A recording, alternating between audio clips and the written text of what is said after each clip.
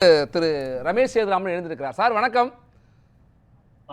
பாஜகவை பொறுத்த வரைக்கும் ஒரு சிறந்த கூட்டணியை கட்டமைப்போம், பிரதான கட்சி என்று எதுவும் இல்லை, அந்த கட்சி அப்படி சொல்லியிருக்கிற கட்சிகள்லாம் 3வது 4வது இடத்துக்கு சென்றுவிடும் என்றெல்லாம் பாஜக மாநில தலைவர் திரு அண்ணாமலை குறிப்பிடுகிறார். பிரதமர் தமிழ்நாட்டுக்கு வருகின்ற பொழுது கூட்டணி கட்சி தலைவர்கள்லாம் ஒரே மேடையில் பங்கேற்பார்கள் என்று சொல்கிறார்கள்.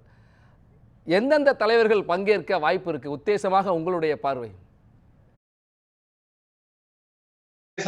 அப்படின்னு நம்ம சொல்றோம். உங்கள் அனுமானம் தான் என்னுடைய அனுமானம் கூட. இப்போ காரணம் இல்ல சார், எனக்கு தெரியல. இல்ல, ஓகே, சரி சொல்றேன்.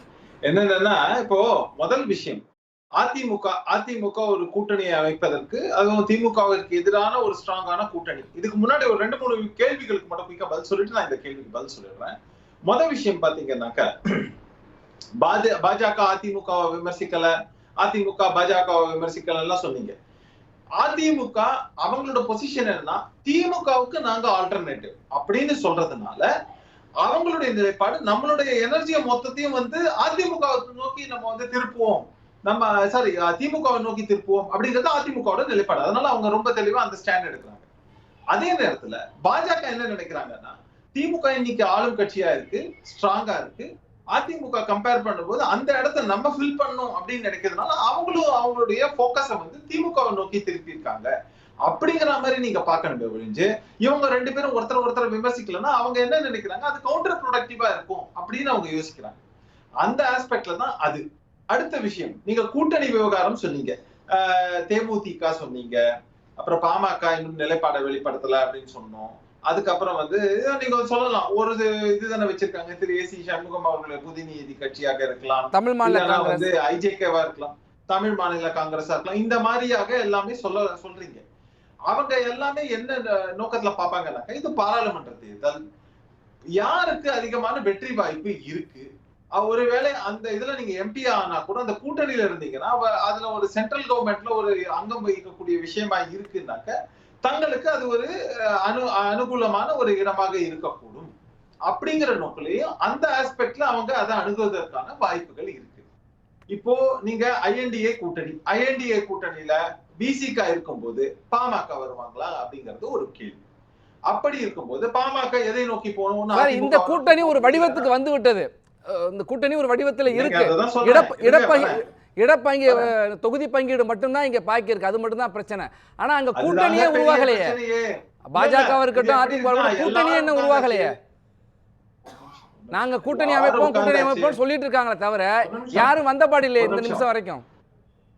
ஒரு நிமிஷம் அதாவது எப்படின்னாக்க, இங்க கூட்டணி எல்லாம் போட்டாச்சு அப்படி எல்லாம் சொல்றது, பந்தெல்லாம் கட்டியாச்சு எல்லாம் ரைட். ஆனா தொகுதி பங்கீட்டுல தான் வெட்டுக்குத்து நடக்கும்ங்கிறதெல்லாம் நமக்கு தெரிஞ்சுக்கணும்.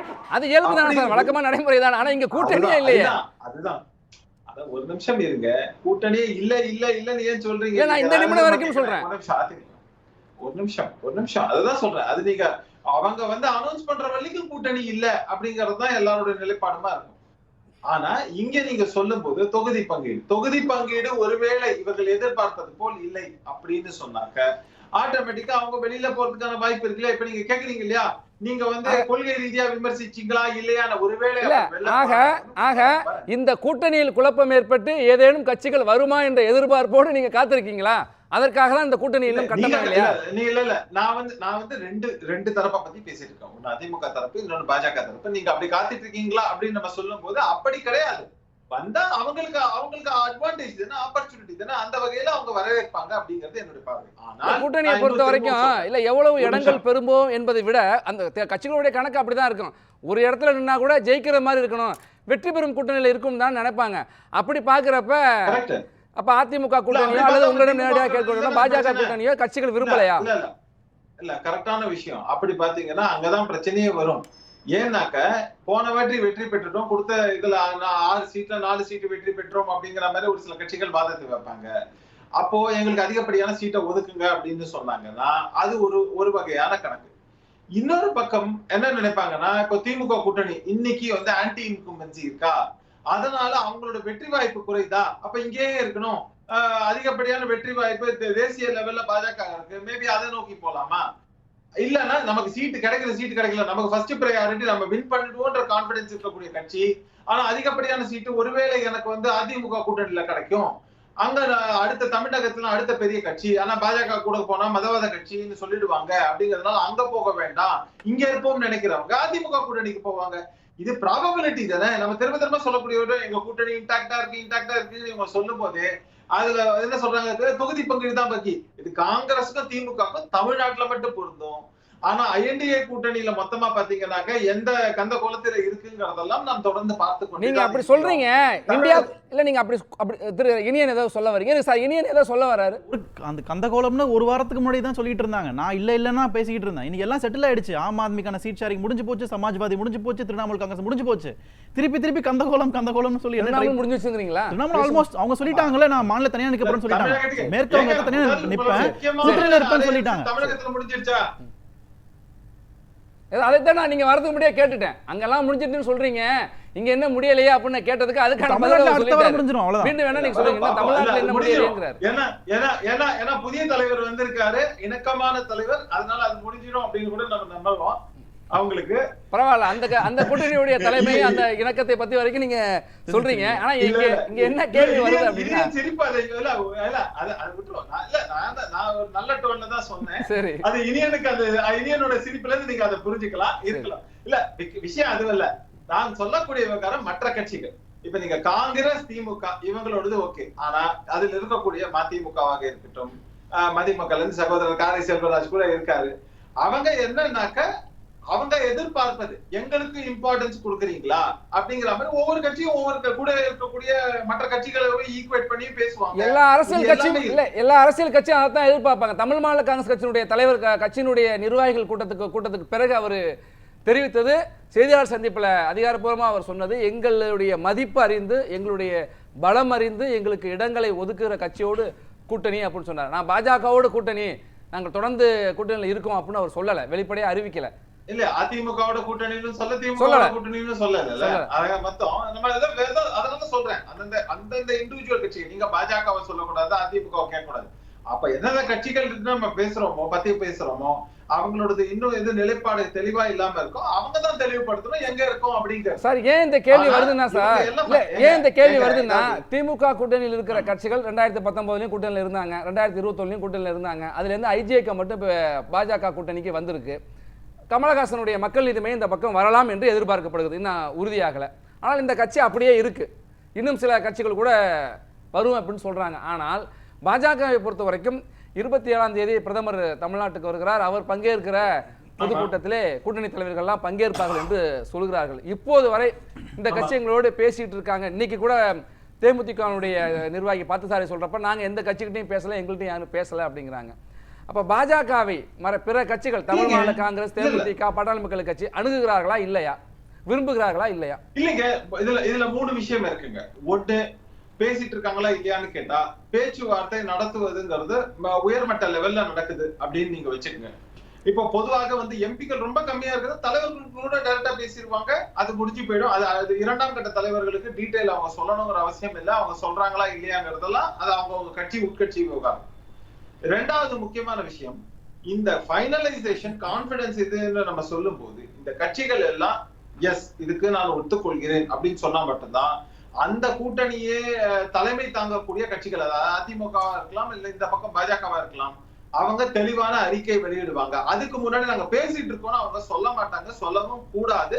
ஏன்னா அடுத்தது நம்ம விவாதத்துல என்ன பேசுவோம் அப்படின்னாக்க, நீங்க பாருங்க கூட்டணியில பேசிட்டு இருக்கோம்னு சொன்னீங்க. ஆமா சார், அதெல்லாம் எப்பன்னா இப்ப திமுக கூட்டணியில இருக்காங்க, இப்ப காங்கிரஸா இருக்கட்டும், மதிமுக இருக்கட்டும், கம்யூனிஸ்ட் கட்சிகளா இருக்கட்டும், நாங்க எங்களுடைய தொகுதி பங்கீட்டு குழுவோட பேசினாங்க, இவ்வளவு தொகுதிகள் கேட்டிருக்கோம், முன்பையோட கூடுதல் தொகுதி கேட்டிருக்கோம், எங்களுக்கு விரும்பிய தொகுதி கிடைக்கும், முடிவு வந்து கட்சியுடைய கூட்டணி தலைமை சொல்லுன்னு சொல்றாங்க.